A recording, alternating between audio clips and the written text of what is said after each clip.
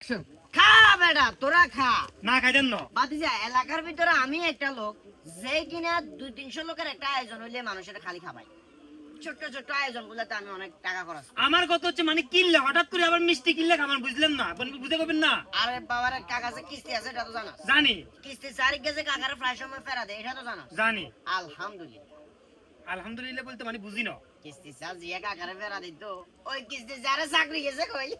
কিস্তি স্যার চাকরি গেল আপনি না দুঃখ প্রকাশ করবেন আপনি কিস্তি আর লইতে নাইতেন না লেনে দেনে থাকতে নাইতেন না এই ক্ষেত্রে আপনার লাভ কি হবে আরে বাবারে লইতাইতেন না এটা তো পরে কিন্তু অন্তর দেওয়া লাগতো না কারণ কিস্তি আলা যদি না থাকে কিস্তি দিবের ফেরা হতো নাই ও এটা অবশ্য ঠিক কইছেন তো এখন ধন্যবাদ কিস্তি লাগ যাইলে হেতে তো আর ডাইনে বামে আগে পরে কোনো কিছু জানতো না হেতে খালি তোমাদের উপর রাখুন কিন্তু এই শালার মধ্যে আমার সিক্রেট সব জানে কোন সময় গাছের উপরে কোন সময় খাড়ের তলে কোন সময় বাথরুমে যত সিবাচা হলাইছি এই শালার মধ্যে আর তো বার করি মানে সবকিছু মিলে আপনি হ্যাপি হ্যাপি মানে হ্যাপি বার্থডে টু ইউ কোন কথা বলিচ্ছেন মিষ্টি খা দেন না চাইছি আমরা বলে মিষ্টি বার করবেন না? সবাই ঢুকবেন কইলেন না ওই তো মিষ্টি ধরে না তো এটা আবার ক্লোজ হলো না ভাই এটা ক্লোজ হলো আইসি সামনে আয় না এই দিয়ে